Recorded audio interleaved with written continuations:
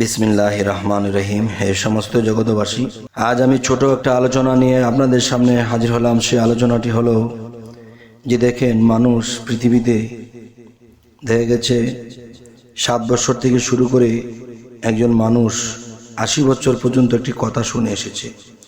যে নবীজি একটা কথা বলেছে, সেই কথাটি হলো মানব দেহের মধ্যে এমন একটি জায়গা, আর সেই জায়গার মধ্যে একটা মাংসের টুকরা আছে, সেটা যদি পবিত্র হয় তাহলে সর্ব অঙ্গই তার পবিত্র।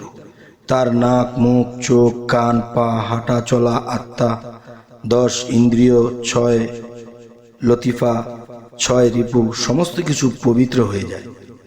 এই যে কথাটি নবীজির হাদিস থেকে এ পর্যন্ত মানুষ শুনছে, করছে, বুঝছে, কিন্তু আসলে কতটুকু শুনলো, কতটুকু বুঝলো, আসলে এই বিষয়টি কিন্তু আমাদের বোঝার বিষয়।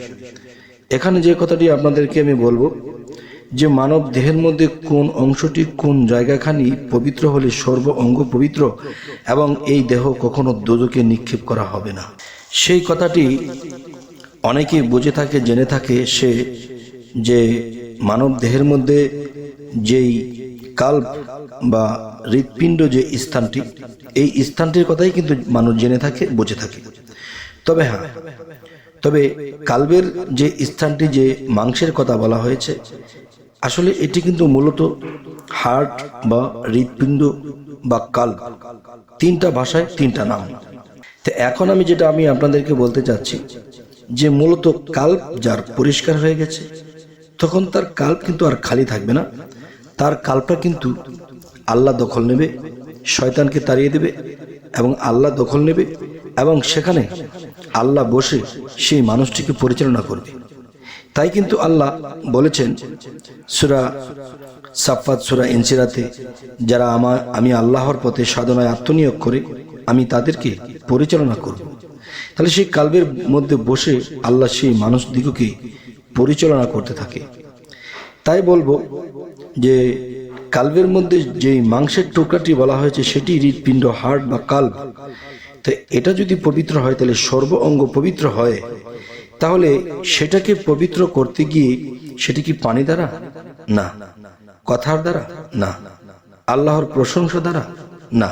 সেটি একমাত্র যে আল্লাহর জিকির দ্বারা, সৎ কর্মের দ্বারা, পরোপকারের দ্বারা, এবং দমের সাধনার দ্বারা একমাত্র আপনার সে কাল্প পবিত্র হবে এবং জারি হবে। তাই আমি বলবো যে, যেহেতু আজকে আলোচনাটি ছোট করে নিয়েছি, যে দেহ, হাত, পা, চোখ, নাক, কান, মুখ, সমস্ত কিছু পানি দ্বারা মানুষ গোসল করে বা ওযু করে। এখন কাল্প পবিত্র করতে বা কাল্পের ওযু বা গোসল করতে সেই কর্মগুলা কি, সেই আমলগুলা কি, সেই সাধনাগুলো কি, সেগুলো কিন্তু আমাদের জানা হলো না। বরঞ্চ আমরা বলে থাকি এই কথাটুকু, যে কাল্প যদি, সেই মাংসের টুকরাটুকু যদি কারো পবিত্র হয়ে যায়, তাহলে সর্ব অঙ্গই তার পবিত্র। তাহলে কখনো তো জানার চেষ্টা করলাম না যে সেই কাল্প পবিত্র হবে কিভাবে। তাই আমি বলবো, হে সমস্ত জগতবাসী, যে আমাদের হালাল খাবার তো লাগবেই, তার মধ্যে পাশাপাশি নিরামিষও লাগবে, এবং হরদমাদম জিকির লাগবে, এবং প্রেম ভক্তি লাগবে, এবং পর উপকারও লাগবে। দেখবেন, একজন মানুষের উপকার করেছেন, আপনার আত্মাটা কত বড়। যখন আপনার দ্বারা কোনো মানুষের ক্ষতি হয়েছে, আপনার আত্মাটাই কত ছোট হয়ে গেছে, নিজের কাছে নিজে পাপী মনে হচ্ছে। তখন নিজের কাছেই যদি নিজে পাপী মনে করি, তাহলে আমি কি করে উদ্ধার পাবো? যে আসলেই তো আমি পাপ না করে নিজেকে পাপী মনে করিনি, পাপ করেই পাপী মনে করছি।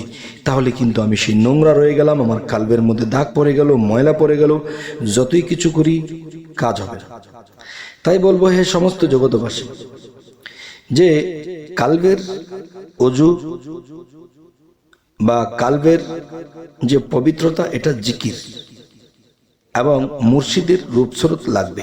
যেহেতু রাসূল স্রোত আমরা বাস্তব দেখিনি, তাই তাওহীদেরই মুর্শিদ আমার মুহাম্মদের নাম, যিনি মুর্শিদ তিনি রাসূল। ইহাতে নাই কোনো বল, এই কথা লালন কয় না, কোরআনেই কয় যে খোদাও সে হয়।